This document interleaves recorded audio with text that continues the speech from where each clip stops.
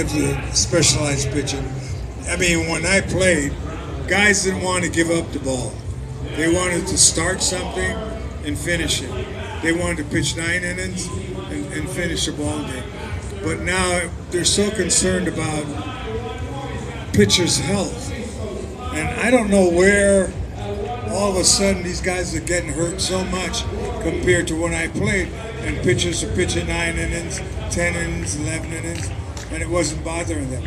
So it must be the water they're drinking. I don't know. Well, the Gatorade that they're trying to drink, right? Yeah.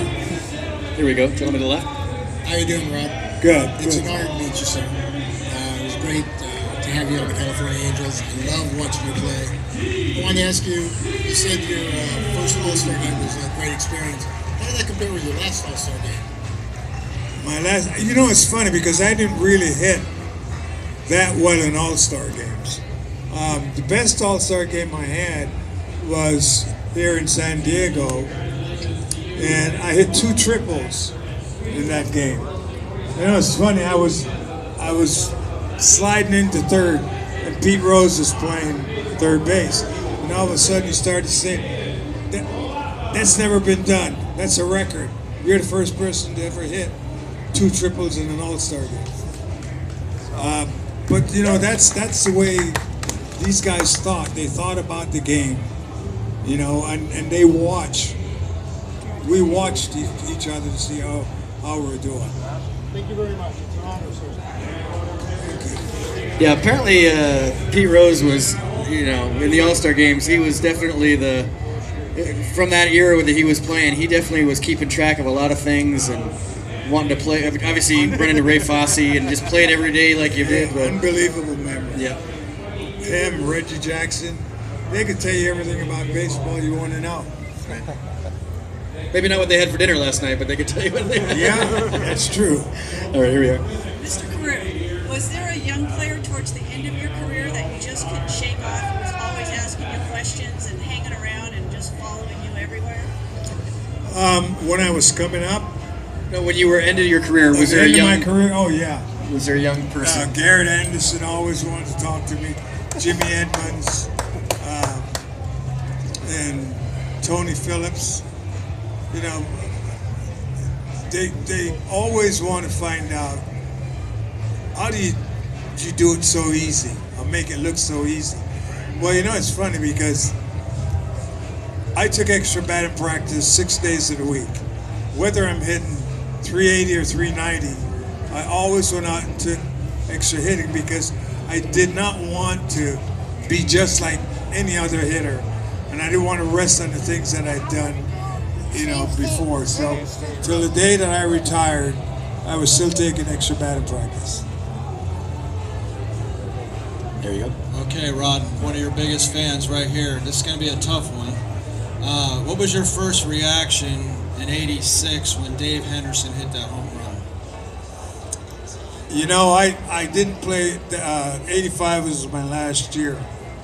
But what people don't understand is that he hit a heck of a pitch. He hit a splitter, was down and away from him. And to pull the splitter down and away from him and hit out of the ballpark was something special. It hurt Angel fans. Didn't feel good for that side. A's fan over here felt pretty good about that. But I didn't like this one. That one hurt me a lot. Anyway, sorry, back here. Mr. CAREW, thank you for being here today. It's great to hear from you. What was your mental approach to an at-bat? Specifically, you're digging into the plate. What are you thinking? Base hit. That's all I thought about. Because once I got in the box and I found myself being comfortable and understanding and knowing the pitcher, all I thought about is getting the bat on the ball.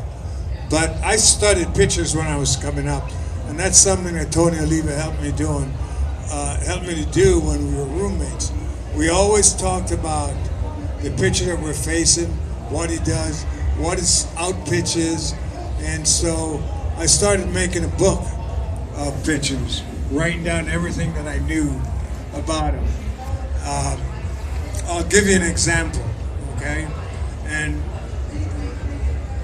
I used to love to hit off a catfish hunter because he came at you. You know, he got 2 strikes. It wasn't trying to hit a corner or trying to hit. It was, here it is. I'm going to get you.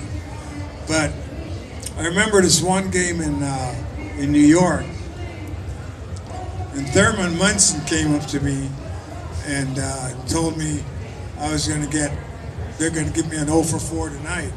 And I just laughed because I knew catfish. I knew exactly what he threw me, and I knew that I could handle it.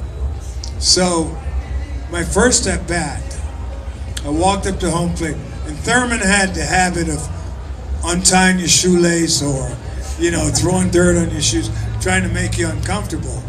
And after I got settled in, I says, Thurman, I'm going to call every pitch that he's going to throw me, and I'm going to call the pitch that I'm going to hit and the location. And so I stepped in the batter's box, and catfish wound up, and the first pitch that he threw me was a fastball in. Second, I yelled out to Thurman, fastball in. And Ron Luciano was the umpire at the time, and he just kind of, did I hear what you just said? Was that the right pitch? I says, yeah. I says, now Lucy, I got a game going with Thurman here. So I got back in the batter's box.